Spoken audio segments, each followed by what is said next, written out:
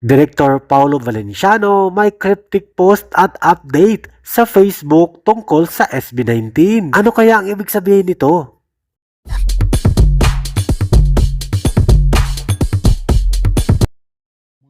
Isang 18 ang mapagmatyag sa post at status or update ni Paolo Valenciano sa kanyang social media na Facebook. Sabi ni Paolo Valenciano, SB to SB.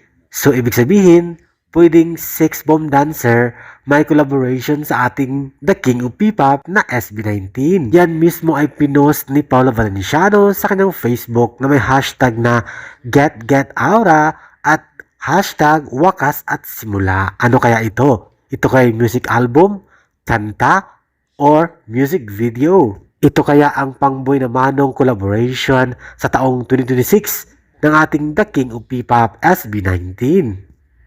Oh my God, guys, tignan nyo to. SB to SB. Get out round 3 at wakas at simula. Kulab ba to? Oo. So, Sex Bomb to SB19. Sabi ni Paolo Valenciano, ano yung mag-guess?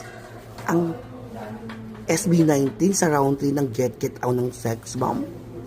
Or baka naman, pwedeng producer ng Get Out round 3 si Paolo Valenciano at producer din ng Wakas at Simula si Paolo Valenciano din. So, hindi ko alam kung saan dito yung totoo.